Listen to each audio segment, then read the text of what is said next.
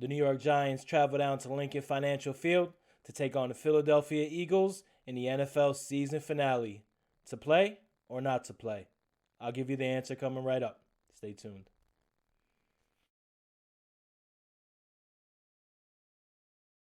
What's up, everybody? Thank you for tuning in to another episode of Tommy's Takes. I'm your host, Tommy G. You could have been anywhere in the world, but you're here with me, and I appreciate that. Please like, comment, definitely hit that subscribe button. Just hit 500 subscribers. Thank you, everybody that subscribed to the show so far. Next stop is 1,000, so make sure you tell your friends about Tommy's Takes, Giants Country. Please do follow my Giant Country team. Have the best articles, podcasts, interviews, you name it, we got it. And we've been here all season long going strong. But just to stop the action for a bit before we get into this, I did want to share some thoughts about the Demar Hamlin situation. Obviously, a very tough thing to watch Monday night. And just mostly wanted to say from the entire Giants Country team to Demar Hamlin, family, friends, the entire Buffalo Bills organization, our thoughts and prayers are with you. He's making some great strides, hearing some great things the last couple of days, and he looks like a tough kid. So that bounce back is going to be real. But just wanted to touch on that. Thoughts and prayers again from the Giants Country team out to the Bills organization, fans, Demar and his family. Tough thing. Football is a violent sport. Football is a unforgiving sport sometimes, and when a player goes down like that, it really puts things into perspective. But like I said, he's doing well, doing better. Also wanted to thoughts and prayers. Peyton Hillis had an accident a couple days ago. Once a Giant, always a Giant. Thoughts and prayers to his family as well. Now we'll get on to the Giants Eagles, and that's it. This is a final tune-up. Giants head into the postseason for the first time since 2016, and interesting conundrum waits them and a familiar foe as well. Giants essentially have nothing to play for, locking up the 6th seed. Can't go up, can't go down, not moving. Eagles, on the other hand, can lock up the number 1 seed, which is critical. Comes with that coveted bye week, right? And this puts New York in an interesting position. You either play your starters, risk injury, going into a wild card game the following week. Obviously, Giants don't get a bye week. Or you play your starters. You don't play your starters. You get rolled over by your division rival who just rolled over your starters a few weeks ago.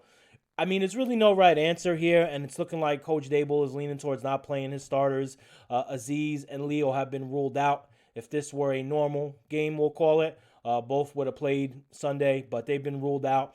You look at the odds for Vegas. I think it's like a 13.5, 14-point spread right now. That tells you Giant starters are not playing, and you really can't be mad about it, honestly, because when you look at it, I mean, playoffs are more important, plain and simple. And we all look towards that 2007 Giants team, when the Giants had the playoffs locked up and they had the 15-0 Patriots staring right down the barrel. That was a little bit different because the Giants were the last team that stood in the way of history. At least that's what everybody thought. Giants went into that game, went toe-to-toe with the Patriots, took a deep bomb by Randy Moss to win that game. And Giants did lose a few starters. I know Sam Madison, Kavika Mitchell, I think, also got hurt that game. But it didn't affect them in the long run. Listen, this coaching staff has done a phenomenal job this season. This coaching staff has pushed every right button, got a team in year 1 of a rebuild with injuries almost every single game to important positions into the playoffs. So I'm not second-guessing any decision this coaching staff makes. If they don't want to play a single starter, don't play a single starter. Would it have been nice to go in there and upset the Eagles and give them a little bit of a shake-up before the playoffs, put a little bit of doubt in their mind? Sure. But it is what it is. Whatever coach decides, I think that's the right decision right now. And if the Giants do play their starters, it's going to be an interesting game. The Eagles come in staring almost in the eyes of a 3-game losing streak. They had a narrow win over the Bears. If they would have lost that game, that would have been 3 straight losses. They lost to New Orleans and Dallas, unfortunately for them. Both games, they were missing starting quarterback Jalen Hurts. Obviously, that's going to hurt a team like the Eagles. The offense is based around him. A.J. Brown, Miles Sanders having a great year as well. Gardner Minshew hasn't played great. 3 picks, 3 touchdowns in the 2.5 games. As far as Hurts' status, you kind of hear mixed things. You're hearing that he's making great progress. He's ready to go. And then you hear, well, we're going to be conservative. We're not going to risk our quarterback, which brings into another interesting conundrum. If the Eagles know the Giants are not playing their starters, the Eagles might be a little bit apt to say, you know what, Gardner, go out there. You should be able to get the job done. Giants are playing their backups. You should be fine. So a lot of interesting scenarios for this game. Like I said, I think the most common and what I think is going to happen is I think the Giants hold out their starters. Maybe they play a couple guys. Maybe you see an Evan Neal play. Obviously he struggled since coming back from his injury. Maybe he gets a series or two. I don't think you see Barkley. Like I said, you're definitely not going to see Leo Aziz. Probably not going to see Adoree'. Probably going to have to wait one more week for his return. And this is a great Eagles team. A great season all around. They're top 10 in the NFL in both passing offense, top 10 in rushing yards, number 1 in average yards per completion at 8.3 yards per carry. And defensively, I was almost shocked when I was looking into some of these stats. They boast the best pass rush in the NFL by far, and it's not even close. They set their franchise record already with 68 sacks for the season, and they only need 72 to break the record, the vaunted 1984 Bears sack record. So a little bit of history on the line that the Giants can deny. And listen, 5 sacks they need, excuse me. So Eagles need 5 sacks to break the NFL record of sacks, most sacks in a season. So don't want that happening against the Giants. Eagles had 7 sacks in the first matchup, which was not a good matchup. Evan Neal really got exploited in that game. But this is a good team. First team in NFL history to have 4 players with double-digit sacks. Just remarkable. They were 31st in pressure last year, the Eagles. To go from that to, basically greatest of all time almost in the NFL, really remarkable, says a lot about their team. So Giants, whether starters play, whether backups play, this is a formidable opponent, and this could be an opponent the Giants see in a few weeks. So we're going to go through the show. We're going to go through some matchups. If the Giants don't play their starters, it is what it is. Take some of these key matchups. Maybe we play them down the line. Deposit some of this in the brain bank, and we'll see what happens. But before we get there, Eagles favored by 13.5 points. They lead the all-time season series with the Giants 89-86 with 2 ties mixed in there. Giants, let's get to the G-men. Coming in red hot, largest amount of victory we've seen here with the Giants in a long time. 38-10 pounding over the Colts. Secured their first playoff berth since 2016. And, let's be honest, the key right now is the quarterback, Daniel Jones.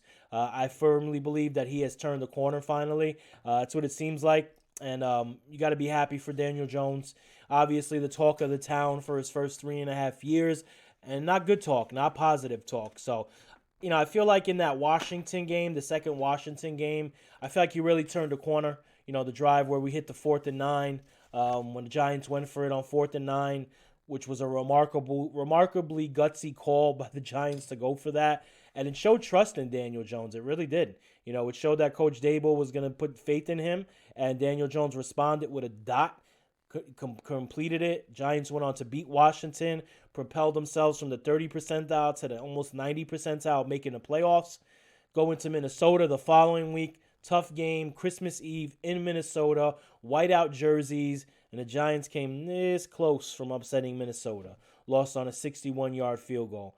And Daniel Jones has a lot to do with that. He has almost 4,000 yards. He's on his way towards 24, 25 touchdowns. The offense has rallied around him, scoring 20, 24, and 38 respectively in the last 3 games. Offensive line has done a much better job, and no surprise, Daniel Jones elevating his play as the offensive line elevates their play. It's the NFL. There's very, very few quarterbacks that could put up elite numbers and play well in the system with a bad offensive line. Not everybody's a Joe Burrow, and even that doesn't happen a lot. So the offensive line has played very well. Second time in 3 weeks versus the Colts, they've given up 0 sacks. They gave up 4 sacks to the Vikings, but 2 of those were coverage sacks. So essentially, this O-line has given up 2 sacks in the last 3 games. Really remarkable when you consider how much this offensive line has struggled throughout the year, especially Evan Neal. He looked much better versus the Colts.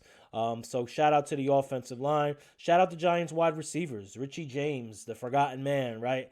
2 fumbles against Seattle ended that magical run to start the season, and nobody wanted to see Richie James anymore. Cut him, get him off the team, but Richie James has done a very good job this year at wide receiver. I believe he has like an 85% catch rate right now, which is remarkable. He's perfect at finding holes in his zone, slippery, he's quick. Even back at returner now, so the coaching staff obviously trusts him. Bad games happen. All in all, he's provided a lot to this Giants offense. And Isaiah Hodgins, midseason pickup, has been remarkable. You know, the Giants passed at trading for a wide receiver at the trade deadline to the chagrin of many fans, but it was worth it because the receiving core is starting to get it going. And it's amazing because Giants came into the season, top 4 wide receivers were Kenny Golladay, Sterling Shepard, Kadarius Toney, and Wan'Dale Robinson. None of those players have contributed in at least, Wan'Dale got hurt, I believe, versus Jacksonville. None of these players have contributed down the stretch here. Golladay continues to ride the bench. Shepard out with an ACL. Wan'Dale out with an ACL. Toney's off in Kansas City scoring touchdowns for them. Best of luck to him. Goes to the coaching of this team. It's remarkable, you know, and I've said this over and over, and those of you that watch the show have heard me say this before. A lot of teams that suffered this amount of injuries, especially with this thin of a roster, would have folded, thrown their hand in already. We're done. Get ready for next year. We got 6-7 wins. Year 1 in the rebuild. We're going to draft good next year. We got some cap space. Not this team, not this GM, not this coaching staff. Because what the GM did was said, I'm going to go out and get players. I'm going to plug the holes on his ship so it doesn't sink. Goes out and gets himself Jalen Smith, Landon Collins, Isaiah Hodgins, just Marcus Johnson, Fabian Moreau. You can go on and on and on. I don't think I've ever seen a GM do such a good job at plugging holes mid-season. It is so hard to, 1, find talent mid-season to plug those holes, and 2, have a coaching staff that's capable of bringing in said talent and like, hey, we signed you today. It's Wednesday. You're going to play Sunday, okay? And get that player up to par. And he's going to play significant reps. So shout out Coach Dayball. Shout out GM Joe Shane. 2 of them in lockstep. Something this Giants team missed for a long time. Always seemed like the GM and the head coach were never fully in tune. One's coming, one's going. Left hand doesn't know what the right is doing. So on, so forth. And let's take a look at last game. Isaiah Hodgins scores a touchdown. He was brought in midseason. Landon Collins, who was brought back 2 months ago. Not only does he have a pick 6 against Nick Foles and the Colts, he had an 88.5 PFF grade overall and a 92.1 coverage grade. So Giants may have actually found something in Landon at linebacker here. You know, you don't want to get too far ahead of it. Let's see what happens down the stretch here in the playoffs, but shout out Landon, shout out Isaiah Hodgins, even Fabian Moreau. These players have been phenomenal stepping in. Obviously, they're not Pro Bowl superstar players, but just for them to come in, play meaningful reps, keep the games close, keep this season intact so that when you get a Xavier McKinney back, to when you get a Adoree Jackson back, you are still competing, and that's exactly what happened. So that's how a great team should work. I watched a lot of tape this week, mostly like the first 6-7 games of the year. And, shout out Daniel Jones, shout out Saquon Barkley, Dexter Lawrence, Leonard Williams, the usual suspects. But, man, this team is coached well from top to bottom. Mike Kafka, excellent offensive game plan since the start of the season, knowing they didn't have wide receivers, knowing Jones had to grow in this offensive system, calling the perfect plays, whether it's the bootleg rollouts that we make fun of sometimes, whether it's getting DJ going on the RPOs. Mike Kafka has done a really wonderful job. And I'll swing over to Wink Martindale. With a defense that's been battered and bruised, you can go up and down his defense. Thibodeau has missed time. Leo has missed time. Aziz has missed time. Xavier McKinney, Adoree Jackson. They lost their second-string cornerback, Aaron Robinson, for the season, early in the season. So, you could really, you go up and down this lineup. Wink has done a phenomenal job. He's done it with the blitz. He's cut down the time offenses have to attack the Giants. He's done it with blitzes. this coaching staff has been remarkable. That's why I'm super excited for the Giants in the playoffs. Well-coached teams do well in the playoffs when the heat is on and the temperature's rising and the lights are on. That's when you see who's the top teams and the cream of the crop coaching wise. That's when you really see it. So shout out to the coaching staff. I wanted to put that in there. Listen, we'll get to some matchups. Like I said, we don't know what's happening. We'll know in a couple days who's playing, who's not playing. I would lean, like I said, towards the Giants not playing their starters. But we'll go through some matchups just in case they do play their starters. And who knows if Hurts is playing? That's the other part. He has a bum shoulder. Is it worth the Eagles throwing him out there and, a backup defensive tackle on the Giants, drops on him, puts 350 pounds on that AC joint? I don't think it's worth it. So you could have a case where the Giants don't play their starters, Jalen Hurts doesn't play, and it's just like, okay, backups versus backups type of game. But if they do play, biggest matchup to me, Jalen Hurts. Giants did not fare well against him in the first matchup. Shredded them through the air, on the ground. He ran at will. He had 7 carries, 77 yards, 2 passing touchdowns. He had the one, I won't call it lucky, but the throw to Devonta Smith where Julian Love obviously misjudged it and it went for a touchdown. But listen, teams have done well against Hurts when they keep him in the pocket. That doesn't mean he's not a good pocket passer because he has developed into a good pocket passer. But he's more comfortable when he can get to the edge, when he can throw off the edge, and he can scramble. Giants have to keep him in the pocket. That means the ends have to keep contained, right? It means the linebackers got to read their keys, trust their eyes. The defensive ends have to be aware. Can't go for RPOs, read options, run options. Can't just let Hurts bounce outside like that for 15, 20 yards like he did in the first matchup. I also think pressure-wise, it was interesting. First time Giants played the Eagles, they got 4 sacks on Hurts, but didn't seem like they had any pressure. Why? Didn't get a lot of quarterback hits, didn't get a lot of hurries, just had those 4 sacks, and they were spread out throughout the game. Even if it's not a sack, I don't think sacks have to define pressure on this quarterback if you're the Giants D. Get some pressure, hits, hurries, get guys around his legs, not in a bad way, but get guys in his area. Make him uncomfortable, right? Those 4 sacks did nothing to disrupt him. I look for Wink to be a lot more aggressive this game, especially if the backups are playing for the Giants. He's going to throw everything but the kitchen sink. Sure, he might even throw the kitchen sink at Jalen Hurts. And again, this could be a prep for a later matchup. So really interesting conundrums here for both teams, chess moves, what they're going to show, what they're not going to show, who's going to play, who's not going to play. It was really tough kind of prepping for this show. But yeah, so I think Wink's going to be super aggressive. Also, Dexter Lawrence. Probably his worst game of the year versus the Eagles. He had 1 tackle, no sacks, really was quiet the entire game. Obviously going against Jason Kelce, who was a phenomenal player. That's an amazing matchup to watch. Hopefully we get to see that matchup again this week. If it does happen, I look for Dexter Lawrence to have a much bigger impact in this game. If they play in the playoffs, same thing. I'm only saying that because in case they don't play this week, I look for Dexter to have a much, much bigger game. He has been all-pro this year. That was his worst game of the season. And even that, wasn't a bad graded game. Just didn't get to the quarterback. They had trouble stopping the run. And that's the other key matchup. And it goes hand in hand. You want to stop Jalen Hurts? You better stop the run because the Eagles ran all over the Giants the first game. 253 yards. Miles Sanders ran 17 times for 144 yards, 8.5 yards per carry for Miles Sanders. Hurts went for 77 yards on 11 yards per carry. Stopping the running game goes a long way into stopping a quarterback and making them one-dimensional, and that's what the Giants did not do in the first Eagles matchup. And the Giants, unfortunately, to be honest, have one of the worst rush defenses in the entire NFL. 31st in yards per carry, given up at 5.3.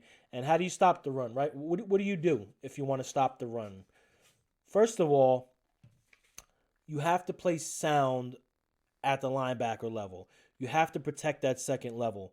It's remarkable that the Giants have such a good defensive line, yet they're 31st in the NFL in yards per carry given up. It's really remarkable when you think about it because they should have one of the better run Ds. The problem is the Giants' linebacking core is probably the worst in the NFL. As good as the Giants' defensive line is as bad as the linebacking core is.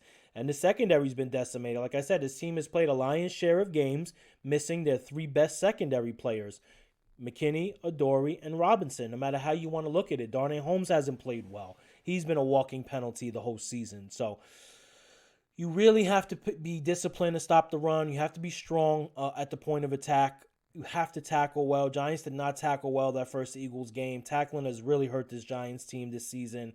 And in order to stop this quarterback, in my belief, Jalen Hurts, you got to stop the run, make him one-dimensional, force him to be a pocket passer the whole game. That's how you stop Jalen Hurts. That's how you stop the running game of the Eagles.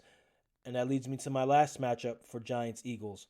Daniel Jones, pedestrian the first time around. I believe he had about 170 yards passing and really didn't get much going. The shocking part about that game was he ran 4 times for 24 yards. In another game with these two teams that's critical, that's not happening again. Daniel Jones is not running 4 times for 24 yards. That's when he still had the brace on his knee. Who knows what was going on there. But we've all seen when Jones can get 7-8 quality carries, goes a long way for this Giants offense. So I look for Jones to run the ball, pass the ball, balance, just like he's been doing, just like he did against the Colts. Gave them fits running the ball. I would look for Jones to lean on that a little bit more. Obviously, like I said, the Eagles have an all-world pass rush. You don't want to sit in that pocket for too long. If a lane opens up, you want to take that lane and slide and dive. But that was one thing that stood out to me that first Eagles game, how Jones never really got in a rhythm. Passing-wise wasn't bad, had a touchdown, but he just never got into his rhythm where he's running for first downs and he's finding guys in the zones and he's moving the ball. Giants never got there, and also, being down 21-3 before you could blink didn't help. And Giants had a punt blocked in that game. Special teams, listen, we'll do a little bit of a postseason preview here. Special teams has got to get it together for the Giants, whether it's missing tackles, whether it's bad punt coverage, bad kick coverage, bad inconsistent punts. Punting hasn't been necessarily bad, but it's been inconsistent. And then you have, a block punt against the Eagles, and then it's not good. It's not good for this Giants team. You've seen the special teams struggle all year long. You have to wonder how long Dable's going to allow that. Obviously, inherited the special teams coach. Giants also had a punt blocked against Minnesota.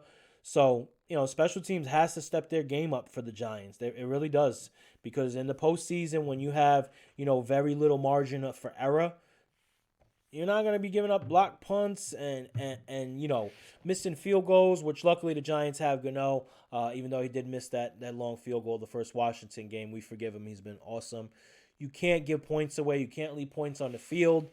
You've seen what that did in the Minnesota game with the block punt and the bad coverage. Have to get your special teams together. So that's it for the Giants-Eagles portion of the show. Again, if you just tuned in, thoughts and prayers, Demar Hamlin. Peyton Hillis, obviously, both having accidents this week. Thoughts and prayers from the Giants country team out to you guys, family, organization. If you haven't subscribed to the show, please drop a subscribe. We're at 500 subscribers, trying to get over to 1,000. Now, we'll do a little bit of a futuristic postseason preview, right? So, Giants are either going to play the Minnesota Vikings or the San Francisco 49ers. When you look at those two matchups on paper, you want the Vikings. Giants went into Minnesota, took them toe-to-toe, was able to score on them, was able to stop them, could have had 2 interceptions that were dropped. They showed they're beatable. Whether when you look at the Niners, unbelievable offense, best rush defense in the NFL by a mile. I think the Niners are allowing something like 3.5 yards per carry right now. Giants are still a predominantly rushing team, so that's not a good matchup. If you're the Giants, you'd rather play Minnesota, but you know what? Who cares? Line them up and knock them down. The 2 Super Bowl championship Giant teams led by Eli weren't picking out opponents. Line them up, knock them down. Went into Green Bay, below freezing, knocked out a Hall of Famer in Brett Favre, right? Doesn't matter. But matchup-wise, I think the Giants match up much better against the Vikings. I think the Vikings are one of the most fraudulent playoff teams I've seen in a long time. They actually have a negative point differential. Kirk Cousins looks like he's been struggling the last few weeks. So if I'm the Giants and they tee up Minnesota again on the road, I like that matchup. They struggled to stop Daniel Jones. That was one of the few games this season that Daniel Jones was just like, okay, I'm going to throw the ball every play successfully. He had the 1 interception to Patrick Peterson, but that was a great game. That game showed a lot. So if I'm the Giants, I probably rest most starters this week versus Philly, get healthy, This team has been riddled with injuries. Rest up. Wild card is the week right after. There's no break in between. Get healthy, get Adoree back, and you're going to take on this Minnesota team, if it is them, with Adoree and McKinney. That's another factor. Neither player played in that first Minnesota game that the Giants almost and should have probably won. So that's where we're at for Giants-Philly. That's where we're a little bit of a sneak preview into the postseason. We'll obviously dig much deeper into it next week after the Philly game. That will be it for today's show. Again, please like, subscribe, turn notifications on. Follow me on Twitter, TommyG105. Do follow my Giants Country team. Talented team of content creators. And that's it. I'll see you next week. Peace.